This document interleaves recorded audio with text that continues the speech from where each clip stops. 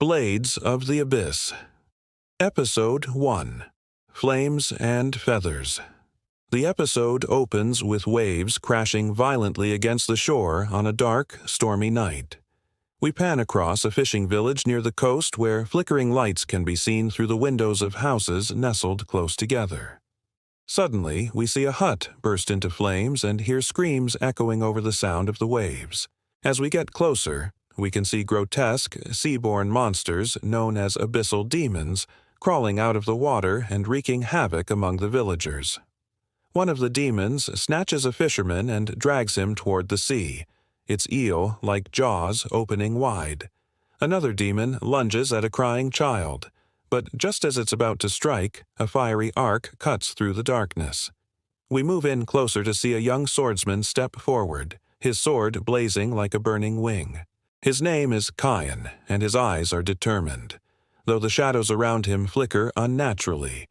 But before he can react, another abyssal demon appears.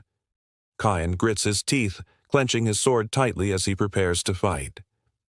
Scene 1. Meeting Shiori. Meanwhile, from behind, a girl dashes forward and leaps onto the back of the demon. She wields dual short blades, and her movements flow like water as she brings her blades down on the demon. Shiori. Flow breathing. Second form, whirlpool dance. Her blades spin in circles, slicing the demon apart in a spiral of water energy. She lands gracefully and glares at Kian. Shiori, stern. I saw it, the feathers. You've eaten an abyss fruit, haven't you? Kian, panting, frustrated. It was the only way. If I didn't, I couldn't fight them. Shiori, coldly. Or maybe you've already started becoming one of them. Kian's eyes widen as shadows ripple around him, like wings trying to burst free. He growls and suppresses them, lowering his blade. Kian, serious. I'm still human, and I'll prove it. By killing every last demon. Scene 2. The first general appears. As the camera pans out, we can see the extent of the destruction caused by the abyssal demons. The village is in ruins, and many villagers have been taken captive. Suddenly, the sea churns violently, and a towering demon emerges, dragging its anchor like arms across the sand. It's covered in coral armor, and its voice is guttural and deep. Coral Demon General. So, a cursed human plays hero. How amusing. You'll feed the abyss soon enough. With a flick of its wrist, it slams its anchor arm down, crushing a burning hut. Villagers scream as rubble falls. Kian charges forward. Kian, determined. Not while I'm still breathing.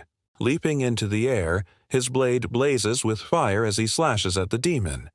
But the coral demon swats him away like a fly, sending him flying back.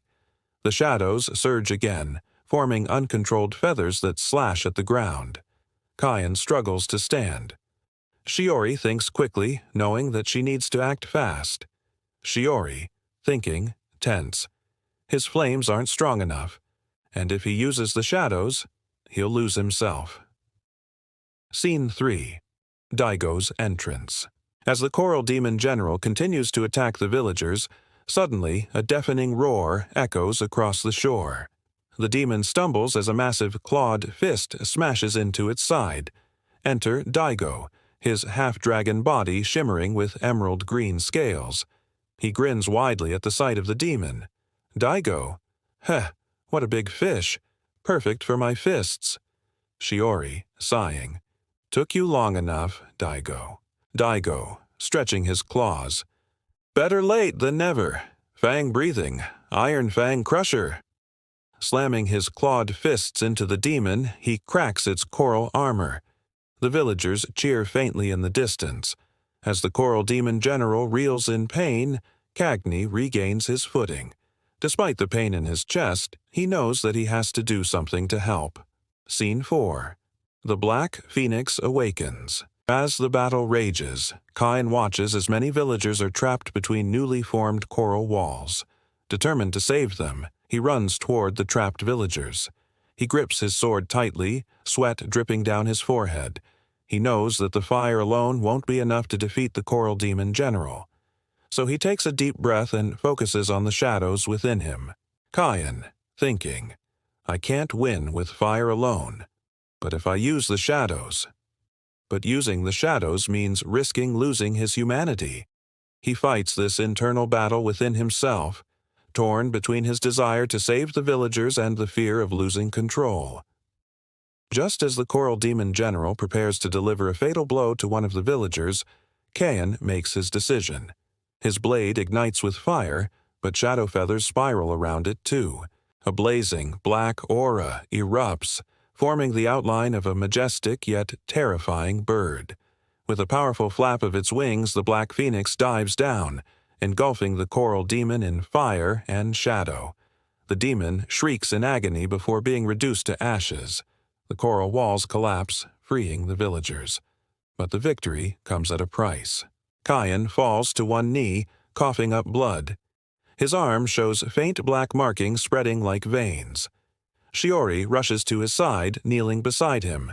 Shiori, kneeling beside him. Fool! That fusion! If you keep using it, you'll lose your humanity. Daigo smirks, but there's a hint of seriousness in his tone. Daigo, smirking but serious. Or maybe you'll become something worse than a demon. Kion coughs, trying to stand. Despite the pain and blood loss, he manages a weak smile. Kion, weak smile. If that's what it takes to protect people, then I'll keep fighting. As the camera pans to a cliff overlooking the burning village, we see a tall, shadowy figure watching silently. In his hands, he holds a staff adorned with skulls and coral, and his glowing red eyes pierce the darkness. This is Lord Abyss, the ruler of the Abyssal Realm. Lord Abyss, low, ominous voice. The boy with the black feathers. Interesting. He may become my greatest weapon or my greatest enemy.